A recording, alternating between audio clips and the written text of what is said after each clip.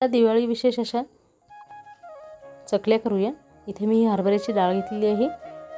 हरभऱ्याची डाळ छान अशी भाजून घ्यायची आहे। 1 वाटी हरभऱ्याची डाळ घेतली, अर्धी वाटी पोहे घेतलेले आहेत। पोहे सुद्धा छान भाजून घ्यायचे आहेत।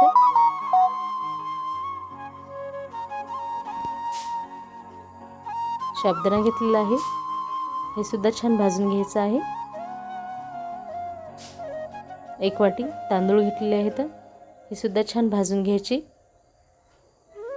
खरपूस अशा छान अशा चकल्या होतात।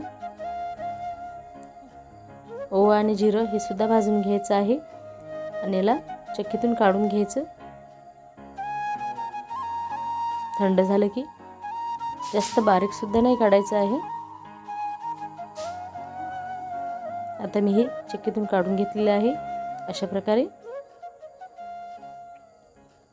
1 चमच लाल तिखट टाकते, थोडीशी हळद, मीठ, तीळ आणि छान असं कडकडीत झालेलं तेल याच्यावर टाकायचं आहे आणि घट्टसर छान कणिक अशी बांधून घ्यायची। आणि इथे चकल्या अशा आपल्या करून घ्यायच्या आहेत।